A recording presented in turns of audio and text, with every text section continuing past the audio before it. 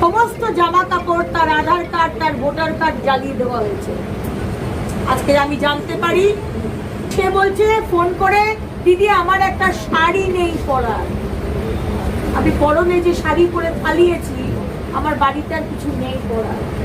নারায়ণগড়ের কথা, আমাদের একজন কার্যকর্তার দোকান পুড়িয়ে দেওয়া হয়েছে। আমি মমতা ব্যানার্জিকে বলতে চাই, আপনি কি এই রাজনীতি করেন? আপনি জিতেছেন বলে 2021-এ আপনি যে কাজ করেছেন, যে পোস্টপোল ভায়োলেন্স হয়েছে, আজকে আবার সেই একই দিকে পোস্টপোল ভায়োলেন্সের দিকে আমরা যাচ্ছি।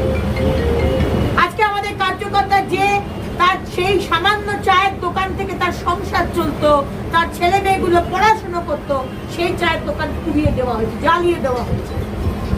এবং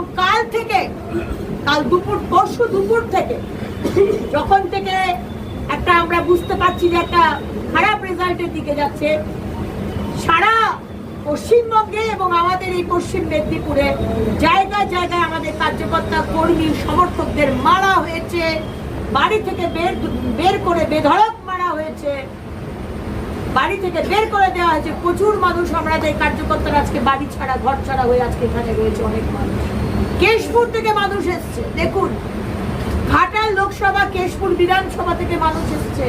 কতজন? 22 জন, 29 জন মানুষ এসছে। কেন হবে এটা? কেন? আজকে যদি কোনো বিরোধী জিনিসে পরাজিত হয়, তাকে জরিমানা দিতে হবে, তার স্ত্রী, তার মেয়ের গায়ে হাত দিতে হবে, তার বাড়ি জ্বালিয়ে দিতে হবে। কেন অপরাধ? পশ্চিমবঙ্গে বিরোধী দল করা অপরাধ? আপনার এই রাজনীতিকে আমরা ধিক্কার জানাই, মমতা ব্যানার্জি, ধিক্কার জানাই। আমরা যেদিন জিতবো তো অবশ্যই আগামী দিনে পশ্চিমবঙ্গে বিজেপির সরকার হবে, মোদী সরকার হবে। আর সেদিন আপনি দেখবেন মমতা ব্যানার্জি, আমরা বিরোধীদের সাথে কেমন ব্যবহার করি, সেদিন দেখবেন। সুতরাং কোনো ভয়ের ব্যাপার নেই, কোনো চিন্তার ব্যাপার নেই। মাথাটা বিক্রি করিনি, আর সিতারাটা এখনো সোজা আছে। চোখে চোখ রেখে আমরা লড়াই করি, ঠিক আছে? আমরা রবীন্দ্রনাথ ঠাকুর, স্বামী বিবেকানন্দ, বিদ্যাসাগর, এই মেদিনীপুরের বিদ্যাসাগর, মাতঙ্গিনী হাজরা যে চোখে চোখ রেখে লড়াই করেছে, ক্ষুদিরাম বোস যে দেশের জন্য জীবন দিয়েছে, বাংলার জন্য জীবন দিয়েছে, আমরা তাদের সেই মাটিতে লড়াই করতে পেরে আমি ধন্য। এবং আমি অন্তত আমার বাংলাকে ওই ভাতা আর ডোলের রাজনীতিতে আমরা পরিণত করেছি যেভাবে, আমি সেইভাবে দেখতে চাই না। আমি চাই আমার ছেলে মেয়েরা, আমার সন্তানরা, আমার আগামী জেনারেশন, আমার পশ্চিমবঙ্গের মানুষ মাথা উঁচু করে ব্রাইট একটা জেনারেশন, তারা চাকরি পাবে, তারা এগোবে, পুরো রাজ্যটা এগোবে। কিন্তু আমরা তো দেখছি পিছিয়ে চলেছি। আজকে বাংলার মানুষ, বাংলার মায়েরা কিন্তু শুধু ওই ভাতা নিয়েই খুশি থাকবেন। দেখবো আগামী 5 বছর কি হয়। আমি মেদিনীপুরে এখন নেক্সট 2 মাস থাকবো। আমি আমার কার্যকর্তাদের পাশে রয়েছি, আগে বলেছি আপনাকে। 2021-এও আসানসোল দক্ষিণের মানুষকে ছাড়িনি, আর 2024-এও মেদিনীপুরের মানুষকে ছাড়বো না। প্রত্যেকটা কার্যকর্তার পাশে আছি। 24 ঘন্টা আমার ফোন খোলা, 24 ঘন্টা আমি ফোন অ্যাটেন্ড করছি। সুতরাং আমার কার্যকর্তাদের কাছে আমার অনুরোধ, দিদি ভাইয়ের নাম্বার সবার কাছে আছে, দিদি ভাইকে ফোন করবে, জানাবে।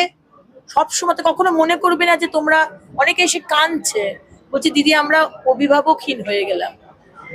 আমি বলবো কাঁদার জায়গা নেই, কারণ লড়াই কিন্তু এখন বড় লড়াই সামনে। 26-এ মোদী সরকার, বিজেপি সরকার, সুশাসনের সরকার আনতেই হবে পশ্চিমবঙ্গকে। কারণ পশ্চিমবঙ্গকে এই মমতা ব্যানার্জি আর এই দুর্নীতিগ্রস্ত পার্টি টিএমসির হাত থেকে বাঁচাতে হবে।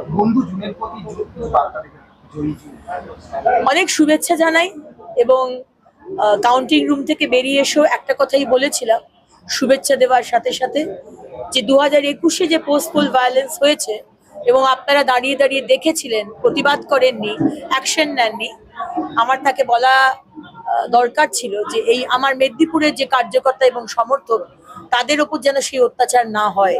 কিন্তু দেখলাম বন্ধু জুন সেই কথা রাখেননি। চূড়ান্তভাবে অত্যাচার চলছে, চূড়ান্তভাবে মারপিট, দাঙ্গা, বাড়ি আগুন লাগিয়ে দেওয়া।